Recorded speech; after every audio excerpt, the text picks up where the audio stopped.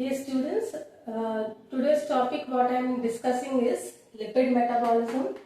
As you all know that from this unit, that is unit 4, okay, unit 4 from the paper 4, that is animal physiology and all. From that, in unit 4, if we complete this lipid metabolism and protein metabolism, this unit will be completed as I told you all before. So let us start with this topic, lipid metabolism.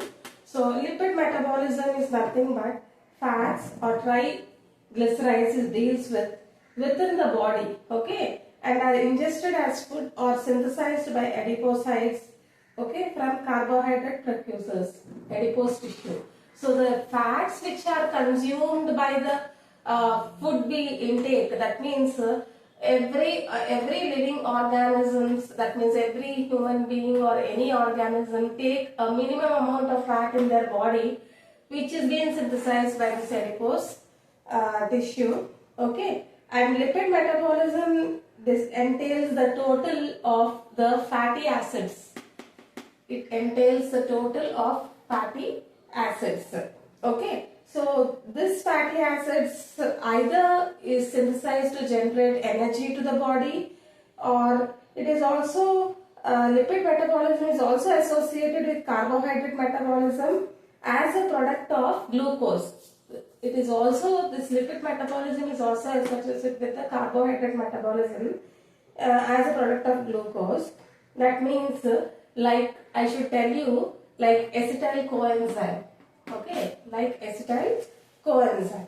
Now we are going to see what is that exact the lipid metabolism, how the digestion of lipids takes place. That means how the fats we consume are broken into thing and how it is converted into energy, okay. So this begins in the intestine, where this lipid metabolism starts in the intestine, okay, where ingested triglyceride, that means glycoglycerides, are broken down into smaller chains, fatty acids, and then it is later converted into monoglyceride molecules by pancreas. Here pancreatic lysozymes, okay, enzymes, everything contribute to the breakdown of the small fatty acids, okay, and they are emulsified by the fats which have been consumed and broken down are emulsified by the bile salts, okay.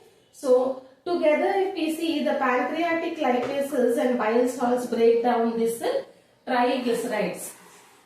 That means the fat what we are taking in the form of these triglycerides are ultimately break down by the pancreatic lipases and the bile salts, okay. So these fatty acids can be transported across the intestinal membrane. So after when the breakdown is done, it is transported into the intestine, after the breakdown it is transported into the intestine, okay. So from that, it is after taking gradually into the intestine, within the intestinal walls, these triglycerides, within these intestinal walls, these triglycerides, what is the function is that are packed along with the cholesterol molecules in the phospholipid vesicles, okay. That means these triglycerides are totally packed here with the cholesterol, okay. So what is the main thing is here, from the lymphatic tissue, this chylomicrons are transported to the circulatory system. When it is packed, that is the chylomicrons, from there it is transported to the circulatory system. Once in the circulation, they can either go to the liver or to be stored in the fat cells, okay.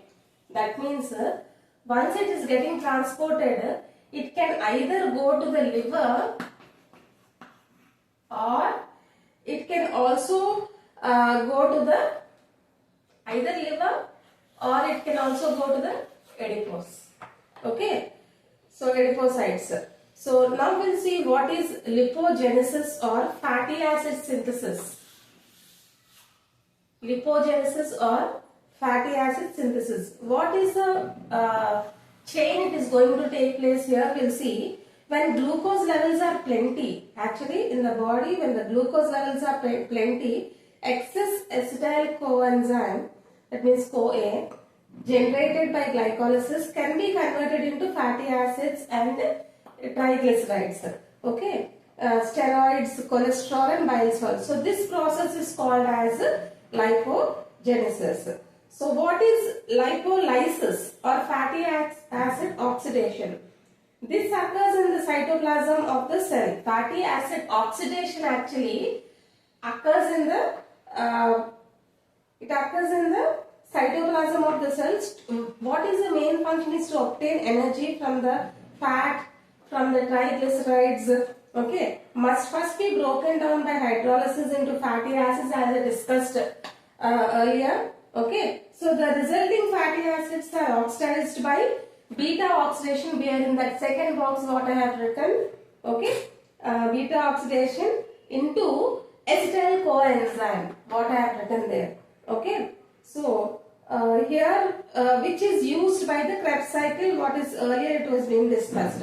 Okay, so in fatty acid oxidation, or it is also called as beta oxidation, where I have written there, oxidation are converted into fatty acids acetyl CoA molecules. This fatty acyl CoA combines with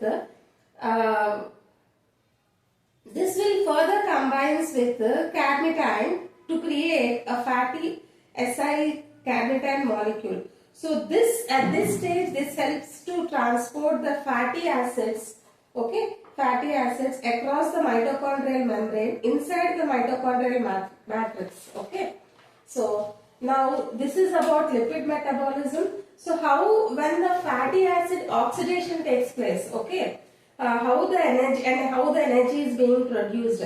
So in fatty acids spiral, there is only one reaction which directly uses the ATP, adenosine triphosphate. Okay, ATP, and that it is in the initiating step. So this is a loss of, since it is using in the initial step, this is a loss of the ATP. This is a loss of the ATP and must be later it should be subtracted. Later it should be subtracted. So a large amount of energy is released and results as an ATP due to the oxidation of fatty acids. Due to the oxidation of fatty acids, a large amount of energy is released. Okay, so the ATP thus formed from both the fatty acids and the spiral acid and the citric acid cycle. So like this, how the energy is produced. That means what I am trying to say is when the fatty acids get oxidized, how the ATP is produced. How the ATP is produced. So if you see, this is about the fatty acids, that means lipid metabolism, how does it takes place. Lipids are very important where our body will be keep on ingesting in the form of the food or synthesized adipocytes or carbohydrate precursors.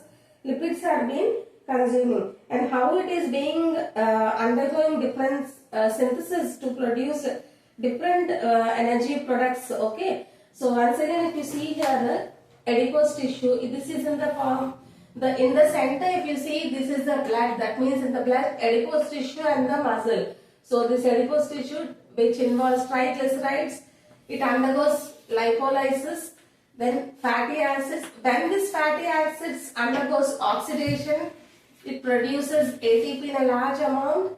Then what I said is like these triglycerides might be transported to the liver or to the adipose tissue. This is about lipid metabolism. Okay, students, go through this video.